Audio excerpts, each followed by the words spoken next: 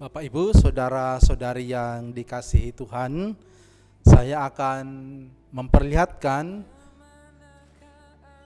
benda-benda apa yang kita butuhkan saat kita akan merayakan perayaan Ekaristi.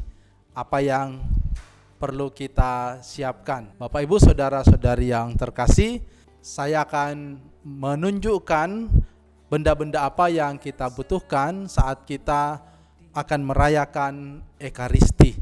Tentunya atau harapannya kita dapat menyiapkan perayaan Ekaristi di lingkungan atau di tempat kita masing-masing.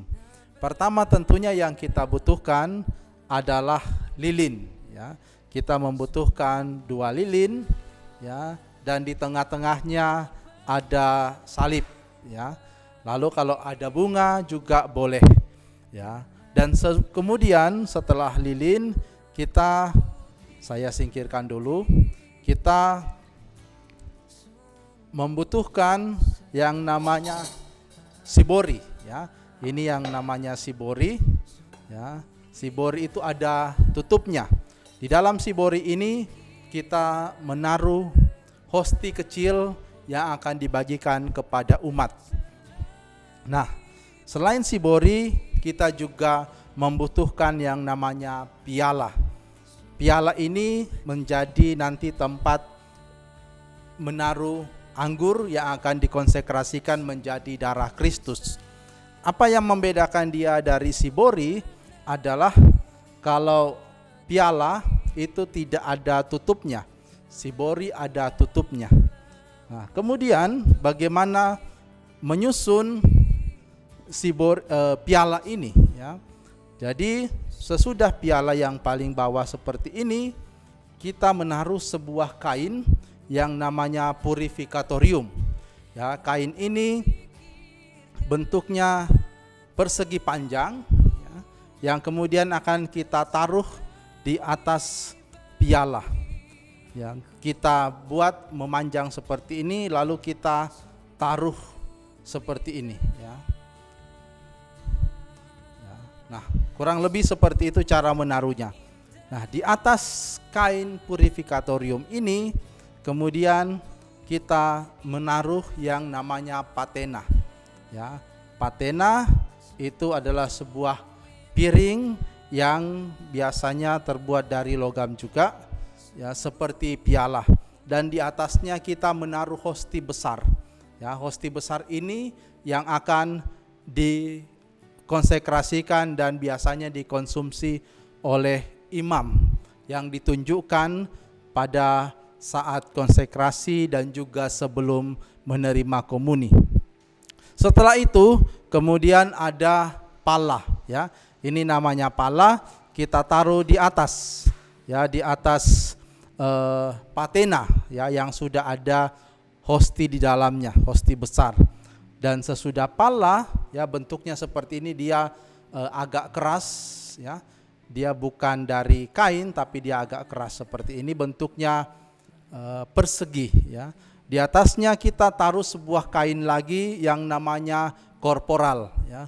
Korporal ini kalau kita buka dia akan berbentuk persegi, ya. Nah, dia berada di tempat paling atas, ya. Tempat paling atas. Nah, seperti ini kurang lebih cara penyusunannya. Jadi yang paling atas adalah korporal, lalu kemudian ada pala, lalu kemudian ada patena yang di dalamnya ada hosti besar, lalu kemudian purifikatorium, dan akhirnya paling bawah itu adalah piala. Nah, setelah itu ini kita singkirkan ke samping, ya. Di sini ada anggur dan air, ya. Ada anggur dan air. Ini adalah air yang sudah dimasak atau air mineral, ya. Jangan air yang mentah karena akan dikonsumsi oleh imam, ya. Kalau air mentah takutnya nanti bisa membuat sakit perut, ya. Lalu kemudian ini ada tempat untuk cuci tangan, ya. Ada tempat cuci tangan dan juga ada kain ya untuk melap tangan sesudah cuci tangan ya. Bisa bentuk kain, bisa juga kalau tidak ada kain bisa tisu atau kain yang lain ya, karena dia hanya dipakai untuk cuci tangan ya. Setelah itu ada buku ya yang diperlukan.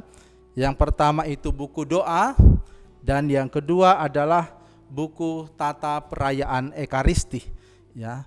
Dua buku ini dibutuhkan oleh imam saat merayakan Ekaristi ya. Di dalam situasi-situasi tertentu kadang-kadang yang dipakai bisa buku ruah atau buku yang lain yang di dalamnya sudah ada doa dan sekaligus juga sudah ada tata perayaan Ekaristi.